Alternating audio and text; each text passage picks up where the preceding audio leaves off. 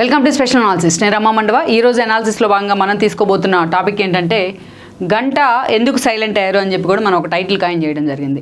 Ganta Srinivasarao party ఏదైనా సరే పదవులు తన వెంటే ఉంచుకుంటారనే పేరు ఆయనకు ఉంది. గంటా శ్రీనివాసరావుకి ఆ స్థాయిలో అన్ని పార్టీ నేతలతోనే ఆయనకు పరిచయాలు ఉన్నాయి. రాష్ట్ర రాజకీయాల్లో ఒంగోలు నుంచి ఒక పారిశ్రామికవేత్తగా ఎదిగి అక్కడి నుంచి వైజాగ్లో అంతే సక్సెస్ఫుల్ పారిశ్రామికవేత్తగా ఆయన పేరు తెచ్చుకున్నారు. ఆ తర్వాత రోజుల్లో ఆయన పొలిటికల్ ఎంట్రీ ఇచ్చే ప్రయత్నం చేశారు టీడీపీ నుంచి. ఈ క్రమంలోనే టీడీపీ నుంచి ఎంపీగా పలుసార్లు ఎమ్మెల్యేగా కూడా ఆయన ఎన్నిక కావడం జరిగింది. బట్ ఆ తర్వాత అనేక కీలక పరిణామాల్లో గంటా రాజకీయ జీవితం కూడా అనేక మలుపులు తిరుగుతూ వచ్చింది. 2009లో ప్రజారాజ్యం ఆవిర్భావం తర్వాత ఆయన ఆ రోజు పెద్దగా ఎలాంటి కారణాలు లేకుండానే టీడీపీ నుంచి తన అనుచరుడైన ముత్తంశెట్టి శ్రీనివాసన్ తీసుకొని అవంతి శ్రీనివాసన్ తీసుకొని ఆయన ఆ పార్టీలోకి వెళ్ళడం జరిగింది. అక్కడి నుంచి అటు అనకాపల్లి నుంచి ఒకరు, ఇటు భీమిలి నుంచి ఒకరు, ఇద్దరు కూడా ఎమ్మెల్యేలు కూడా అయ్యారు ప్రజారాజ్యం నుంచి. అక్కడి నుంచి ప్రజారాజ్యం పార్టీని కాంగ్రెస్లో విలీనం చేసిన సమయంలో అందుకు ప్రతిఫలంగా కొంతమందికి మంత్రి పదవులు దక్కాయి. అప్పుడే గంటా శ్రీనివాసరావు మంత్రిగా పనిచేశారు కాంగ్రెస్ తరఫున కిరణ్ కుమార్ రెడ్డి క్యాబినెట్లో. ఇక అక్కడి నుంచి మనం చూసుకుంటే రాష్ట్ర విభజన కీలకంగా ఉన్న సందర్భంలో 2014 ఎన్నికలు వచ్చాయి.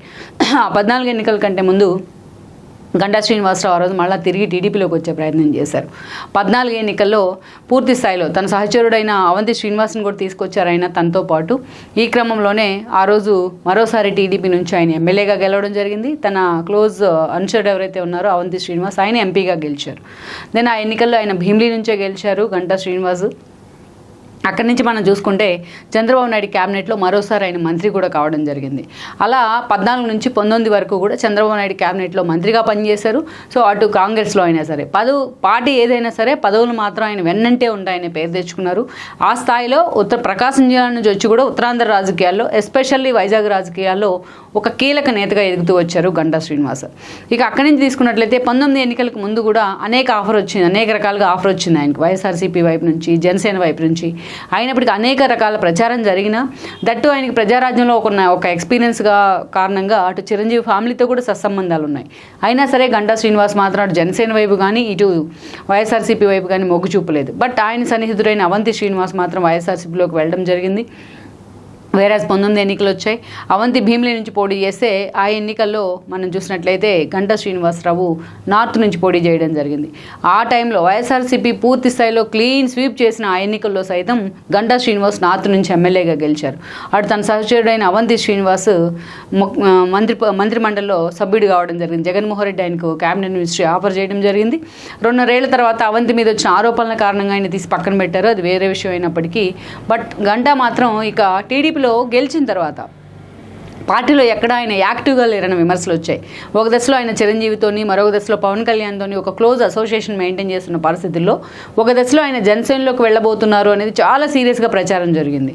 కానీ బట్ గ్రౌండ్ రియాలిటీస్లో ఆయన మాత్రం ఆ దిశగా ప్రయత్నాలు చేయలేదని అనుకోవచ్చు. బట్ ఆయన చుట్టూ ప్రచారం మాత్రం జరుగుతూ వచ్చింది. ఇక ఎన్నికల సమయానికి తనతో పాటు తన కొడుకు రవితేజకి కూడా టికెట్ ఇవ్వాలనే ఒక ప్రపోజల్ ఆయన పెట్టినట్టు కూడా ఒక ప్రచారం తెర మీదకి వచ్చింది. ఆయన ఫ్యామిలీకి ఒకటే టికెట్ అన్న పార్టీ అధిష్టానం ఆ రోజు గంటకు మాత్రమే టికెట్ కేటాయించింది. ఒక దశలో రవితేజ హడావిడి కూడా చేశారు. ఏ భీమిలి టికెటో లేకపోతే ఒకరు భీమిలి నుంచి పోటీ చేస్తే మరొకరు నార్త్ నుంచి పోటీ చేయాలన్న ఆలోచన కూడా చేయడం జరిగింది. మొత్తానికైతే చంద్రబాబు నాయుడు గంటా వైపే మొగ్గు చూపారు. మొన్నటి ఎన్నికల్లో గంటాకు నార్త్ నుంచి ఆయన భీమిలికి పంపించే ప్రయత్నం జరిగింది. సో భీమిలిలో అటు నుంచి చూస్తే అవంతి శ్రీనివాస్ మీద అనేక విమర్శలు వచ్చున్నాయి. అలాంటి పరిస్థితుల్లో చివరికి మాత్రం జగన్మోహన్ రెడ్డి ఆయన షఫుల్ చేద్దామనుకున్న ఆలోచన చేసినప్పటికీ చివరికి భీమిలికి అవంతి శ్రీనివాస్కి భీమిలి టికెట్ ఇవ్వడం జరిగింది. సో శ్రీనివాస్ని ఓడగొట్టి మరి ఆ రోజున గంటా ఎమ్మెల్యే అయ్యారు. 2024 ఎన్నికల్లో గెలిచిన తర్వాత గంటాకు మరోసారి మంత్రి పదవి దక్కుతుంది సీనియారిటీ కోటాలని కూడా అందరూ అనుకున్నారు. సో ఆ దిశగా చంద్రబాబు నాయుడుతో కూడా అంత సన్నిహిత సంబంధాలు అయితే గంటా శ్రీనివాస్కు ఉన్నాయి. ఇటు పవన్ కళ్యాణ్తో అంతే ఉన్నాయి. కానీ సామాజిక వర్గ సమీకరణాలు కావచ్చు, యాస్పిరేషన్స్ ఎక్కువగా ఉన్న కారణాలు కావచ్చు, గంటాకు మాత్రం మొన్నటి క్యాబినెట్లో ఆ స్థానం దక్కలేదు. మనం చూస్తే అదే జిల్లా నుంచి రిప్రజెంట్ చేస్తూ ఉన్న అనితకు ఫస్ట్ టైం క్యాబినెట్లో ఆమె గెలుచున్నారు. అలా గెలవంలోనే ఆమెకి ఆల్రెడీ గెలుచున్నారు గతంలో 2014లో. 2019లో ఓడిపోయారు ఆవిడ. మళ్ళా గెలిస్తే ఆమెకి తెలుగు మహిళా అధ్యక్షులుగా కూడా ఉన్నారు. ఆమెకి మంత్రి పదవి దక్కింది. మరోవైపు చూస్తే గంటాకు అపోనెంట్గా ఉన్న అంటే కొన్నిసార్లు గంటాను ఓపెన్గా అనేక బహిరంగ వేదికల మీద విమర్శలు చేస్తూ వచ్చిన అయ్యన్న పాత్రుడు లాంటి వాళ్ళకు స్పీకర్ పోస్ట్ దక్కింది. ఆయన కూడా మంత్రి పదవిని ప్రచారం జరిగిన బట్ లోకేష్ రిఫరెన్సెస్ ఎక్కువగా ఉన్నాయనే చర్చ జరిగింది. ఈ క్రమంలో క్రమంలోనే అయ్యన్న పాత్రుడిని పక్కన పెట్టి ఆయన క్యాబినెట్ ర్యాంక్ ఇవ్వకుండా, బట్ అందుకంటే క్యాబినెట్ ర్యాంక్ కన్నా ఇంకా పవర్ఫుల్ పోస్ట్ అయినప్పటికీ బట్ క్యాబినెట్కే చాలామంది ప్రయారిటీ ఇస్తూ ఉంటారు. అలాంటి అయ్యన్న పాత్రుడికి స్పీకర్ పదవి అయితే ఇచ్చింది గవర్నమెంట్. సో చంద్రబాబు నాయుడు ఆ దిశగా మొగ్గు చూపారు. సో అలాంటి పరిస్థితుల్లో గంటా శ్రీనివాస్కి ఈ రోజున అవకాశం లేకుండా పోయిందనే మనం అనుకోవచ్చు.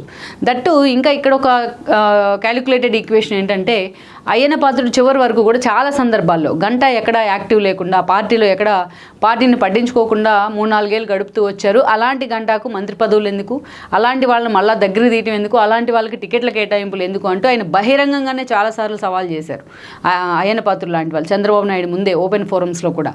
కానీ ఆ విభేదాలను పక్కన పెడతానికి తన వైజాగ్ పర్యటనకు వెళ్ళినప్పుడల్లా అటు గంటాను అయ్యన్న పాత్రుడిని ఇద్దరిని చంద్రబాబు నాయుడు దగ్గరుండి మరి ఆ ప్రోగ్రాంలో పార్టిసిపేట్ చేసే విధంగా ఇద్దరిని చేతులు వేసుకొని మరీ పైకి తీసుకెళ్ళిన సందర్భాలు ఉన్నాయి. అయినప్పటికీ ఆ విభేదాలు అలాగే ఉంటూ వచ్చాయి. అదొక కారణం. దట్టు మహిళా కోటాలో ఈ రోజున అనితకు మంత్రి పదవి దక్కడం అనేది అనిత విషయంలో ఫస్ట్ నుంచి అంతే ప్రయారిటైజ్గా ఉంది పార్టీ, వాయిస్ ఉన్న నేతగా. సో ఆ విషయంలో అనితకే ప్రయారిటీ ఇచ్చింది పార్టీ గంట కన్నా ముందు. ఇక అయ్యన్న పాత్రుడు ఆ సీనియర్ రేస్లో ఉన్నారు కాబట్టి, వాయిస్ ఉన్న నేతగా పేరుంది కాబట్టి ఆయనకు స్పీకర్ పదవి ఇచ్చేసి ఉన్నారు. ఇక మరోవైపు చూసినట్లయితే ఇక ఎన్నికల సమయంలో శ్రీభరత్ లాంటి వాళ్ళు కూడా గంటా శ్రీనివాస్ విషయంలో 1-2 ఆయన మీద విమర్శలు అయితే ఉన్నాయి. మీ ఎమ్మెల్యే మీకు అందుబాటులో లేకపోయినా నేను అందుబాటులో ఉంటాను అంటూ కూడా అప్పుడు శ్రీభరత్ ప్రచారం చేశారు ఎన్నికల సమయంలో. ఎందుకంటే ఆయన వైజాగ్ ఎంపీ పరిధిలోకే భీమిలి సీటు కూడా వస్తుంది కాబట్టి.